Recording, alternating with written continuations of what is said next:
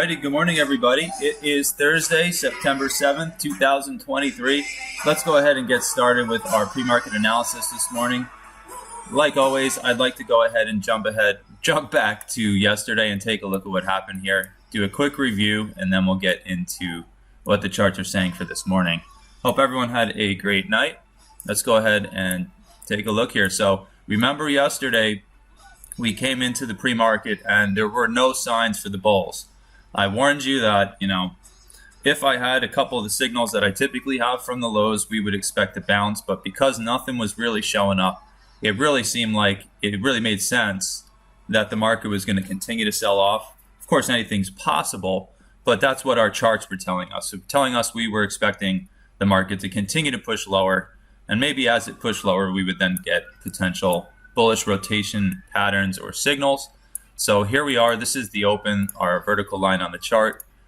Beautiful opportunity to short right off the VWAP. If you were in our study session yesterday, we talked specifically about what happened here. I was able to get short literally with about 3 ticks of heat and capture a big push down here. Now they did bring it right back to the scene of the crime, right where I entered, came right off the Hopel and then went ahead, and that was it. So let's look. Great opportunity to short out of the open with one of our patterns that we talked about, not only in this week's weekly webinar from yesterday, but the week before. So great opportunity there. And then second opportunity was right off the holy orange power level, just a couple minutes after the open there, 15 minutes after, with another beautiful bearish pattern and bearish divergence from there. And that was really it. You could have shorted the VWAP at the open. You could have shorted Hopel. And that's all you had to do for the entire day because the market continued to sell off as we expected, right? So if you missed the short off Hopel, you had another opportunity to go ahead and try a short off VWAP again with a decent bearish pattern. And again, from there, just went ahead and continued on its merry way lower. So you can see the dotted dot line here. This is 50% of the week before, as you guys should know by now. And the market ducked right through, came back, nearly tested it to the tick, and then went ahead and continued to chug lower there for a huge rally down. And then what do you know? The low of the day was our next major retracement area. I warned you guys that this level here at 48.75 could potentially be a good, strong support level as the bears were chugging lower, and that ended up being the low of the day. So the market came into it, actually bounced to the tick right off that level, ducked down by about 1.5 points there, and then went ahead and pushed for a little bullish rally going into the end of the day. So some pretty awesome stuff, pretty great opportunities. Again, if you missed the short out of the open, if you missed the short off Hopel, if you missed the short off the VWAP shortly after the failure off Hopel, you probably could have grabbed this short right off the back end of 50% of the week before, right? And so pretty low risk opportunities in the direction of our bias for the day.